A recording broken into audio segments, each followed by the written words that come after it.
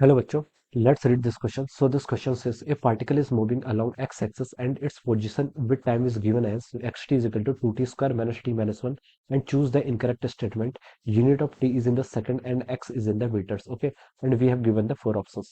तो चलिए बच्चों अब हम इस क्वेश्चन को स्टार्ट करते हैं। तो देखिए बच्चों इस क्वेश्चन का की कॉन्सेप्ट आप क्या लिख सकते हैं। The key concept of this question. इस क्वेश्चन में बच्चों आपको क्या बताना है।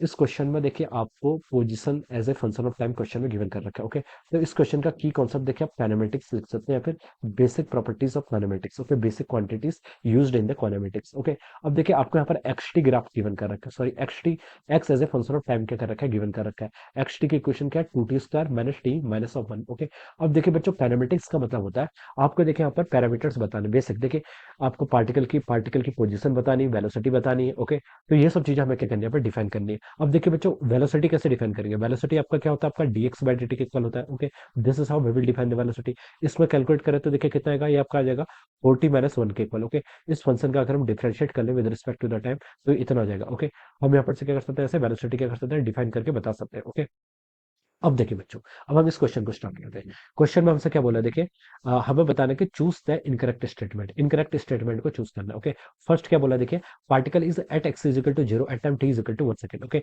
तो देखिए X as a function of time आपको गिवन कर रखा है 2t square minus of T minus of 1। Okay, तो particle X is equal to 0 पर होगा, time T is equal to 1 second. Okay, time T की वैल्यू अगर आप 1 सेकंड पुट करेंगे तो देखिए बच्चों कितना आएगा, 2 इंटू 1 कितना आ रहा है 2, और माइनस वन कितना होगा आपका -2, तो एक्स की वैल्यू कितनी आ गई यहाँ से 0। ओके, तो हम बता सकते हैं time T is equal to 1 पर पार्टिकल की पोजीशन क्या होगी, आपके 0 के इक्वल हो जाएगी। तो फर्स्ट स्टेटमेंट आपका क्या है, करेक्ट है, this is correct. Okay, second पर देखिए क्या बोला उसने, velocity of the particle is 0 at time T is equal to 1/4 second. 1/4 बोल दिया या फिर 0.25 सेकंड बोली। ओके, तो देखिए वेलोसिटी वाला एक्सप्रेशन का यूज करते हैं।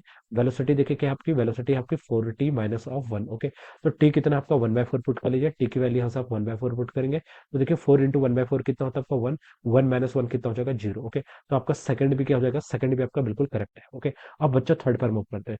थर्ड पर देखिए क्या लिखा है आपका, while passing through origin velocity of the particle can be 3 metre पर सेकंड। ओके, जब ओरिजिन से पास करेगा। ओके, तो देखिए बच्चों फर्स्ट ऑप्शन में दिया था कि जब आपका पार्टिकल का देखिए टाइम 1 सेकंड था तब इसका कोऑर्डिनेट क्या था 0, यानी कि आपका क्या ओरिजिन से पास कर रहा है। ओके, कहाँ से पास कर रहा है, ओरिजिन पे। ओके, तो हमसे बोला कि उस वक्त उसकी वेलोसिटी कितनी होगी। ओके, तो देखिए बच्चों हम क्या कर लेते हैं, यहाँ पर आपका टी की वैल्यू यहाँ पर देखिए 1 पुट कर लेते हैं। ओके, और वेलोसिटी फाइंड आउट कर लेते हैं। ओके, देखिए यहाँ पर हम पुट करेंगे तो 4 इंटू 1 माइनस 1, 4 माइनस 1 कितना होता है 3, तो कितना हो जाएगा आपका 3 मीटर पर सेकंड। ओके, तो हम बता सकते हैं देखिए 1 सेकंड पर जब यह ओरिजिन पर था इसकी वेलोसिटी कितनी थी, 3 मीटर पर सेकंड। तो आपका थर्ड स्टेटमेंट भी क्या बिल्कुल करेक्ट है।